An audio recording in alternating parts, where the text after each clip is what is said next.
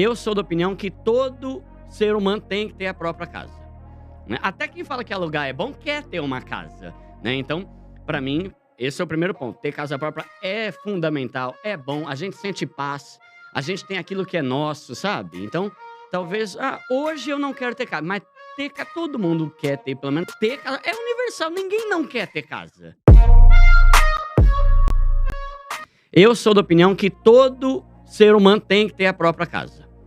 Duda, mas você não manja nada, cara. Você é moleque, você tá chegando agora. Cara, eu fiz um vídeo esses dias lá no meu Instagram mostrando a opinião dos maiores livros de finanças do mundo. Todos falam a mesma coisa.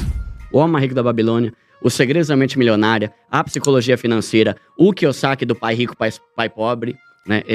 Todos esses livros falam, tenha sua própria casa. Aí o Pai Rico, Pai Pobre, no grande clássico dele, né? Ele fala sobre a casa, muitas vezes, não ser um ativo, ser um passivo. Aí todo mundo começou a falar, nossa, viu só? Ele é fera, hein? Ele é contra comprar casa própria. Aí ele escreveu um outro livro, que chama, acho que Cartas do Pai Rico, Pai Pobre, esclarecendo isso. Aí ele chega e fala, não, peraí. Eu nunca falei que não é pra você ter uma casa própria. Eu mesmo tenho minha casa própria e acho uma ótima decisão. O que eu falei lá é que nem sempre a casa própria vai valorizar. Mas que ter casa é universal, ninguém não quer ter casa, né? Até quem fala que alugar é bom quer ter uma casa, né? Então, pra mim, esse é o primeiro ponto. Ter casa própria é fundamental, é bom, a gente sente paz, a gente tem aquilo que é nosso, sabe? Então, talvez, hoje eu não quero ter casa, mas todo mundo quer ter pelo menos um dia pra deixar pros nossos filhos, pros nossos netos e tal, né? Então, lá no meu canal, eu falo pra pobre, né? 99% do que eu falar é voltado para pobre. E o que eu vejo é que tem muita distorção a respeito do aluguel versus financiamento. Tem muita comparação sem noção nenhuma que não se aplica para pobre. Tem muito valor que não condiz com a renda de quem é pobre. Então, vou dar um exemplo. O que vale mais? Você financiar uma casa de 400 mil ou você alugar e pagar um aluguel ali de 1.800? Aí o pessoal fala, porque o aluguel vai sair muito mais barato que a parcela de 400 mil. Mas daí eu falo, mas quem falou que pobre compra casa de 400 mil? Entende? Tipo assim, o meu canal é voltado para pobre. Pobre não, nem aluga e nem compra casa de 400 mil. Compra uma casa pelo programa Casa Verde Amarelo do governo, que custa 200 mil e a parcela vai ser mais barata que qualquer aluguel que você me botar na frente.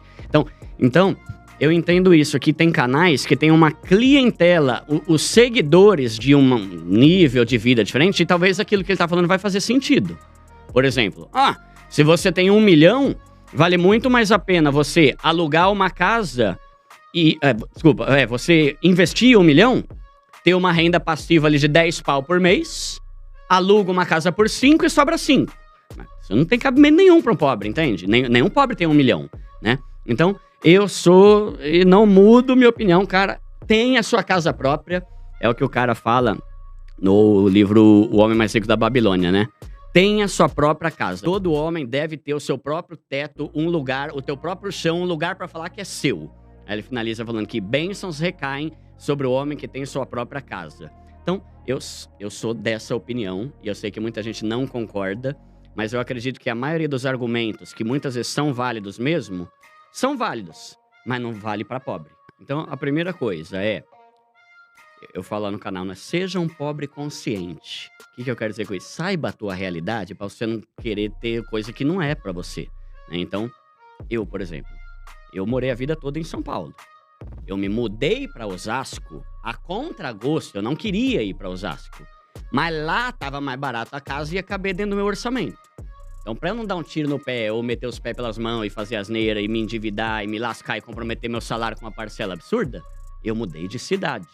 Então, a primeira coisa vamos ter noção aqui de qual que é a renda familiar da pessoa e quanto que ela deve buscar o valor, assim, no imóvel. Aí, tem esse ponto, por exemplo, que é assim, se eu vou financiar, eu vou pagar em 30 anos. Demora pra caramba. E no final, eu vou ter pago quase 3 vezes o valor que eu financiei. Isso é verdade. Só que o que muita gente não fala é o seguinte. Eu fiz uma planilha, tá? Planilha Excel básica, tá lá no meu canal.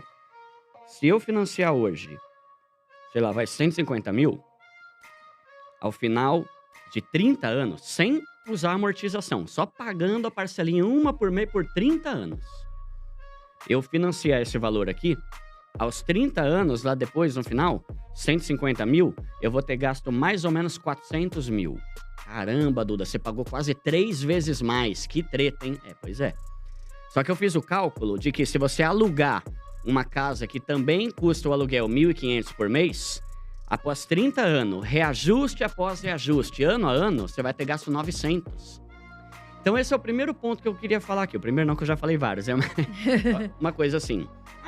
Financiar você paga 3 vezes mais, tá? E alugar você paga 3 vezes mais do que quem financiou. Entende? Então, às vezes eu vejo uns comparativos assim. Olha, aqui está uma casa e o valor da parcela é 1.500. Aqui está um aluguel e o valor é X. Só que a gente vai fazer aqui o cálculo de quanto você vai gastar, aí vem numa letrinha bem pequenininha lá embaixo. A gente não vai levar em conta o reajuste anual do aluguel. Cara, se enterra, bicho. Como é que você quer fazer um comparativo de aluguel sem levar em conta o reajuste do aluguel, né? Aí, porque o GPM é absurdo, salgado, absurdo. Né? E no comparativo que eu fiz, eu nem usei o GPM. Eu usei um comparativo, se não me engano, de 6% ao ano, que é ok. Se for se basear no IGPM ou às vezes no IPCA, 10%. O IGPM já foi 20%. Peguei uma média basiquinha ali, 6%. No final, o cara vai ter gasto 800 mil. E acabou, beleza, vai pra cá que o imóvel não é teu. E na casa, eu paguei 400, que é metade, e é minha casa. Eu posso vender a casa e recuperar os 400. Então, eu não sou a favor de alugar de forma nenhuma. Eu penso que a pessoa tem que buscar o máximo de informação para saber como baratear a coisa. Então, tem programa do governo. Tinha antigamente o Minha Casa Minha Vida, que depois mudou para o Casa Verde e Amarela, que agora, pelo que eu entendi, vai voltar a ser Minha Casa Minha Vida, com a mudança aí do presidente, né? Então, o que é o Casa Verde e Amarela? É um programa que vai te dar juros, tipo assim, metade do valor de uma casa normal. Se hoje os juros de um financiamento tá 11, lá é 5,5. Se não me engano, você consegue a partir de 4 e pouco. E ainda te ajuda com metade do valor da entrada, que é o tal do subsídio que o governo dá. Então, você pega ali, vou dar o meu exemplo. O meu apartamento lá custou 250 mil. Eu dei uma entrada, consegui um monte de benefício, paguei o valor e a minha parcela era 1.300 por mês.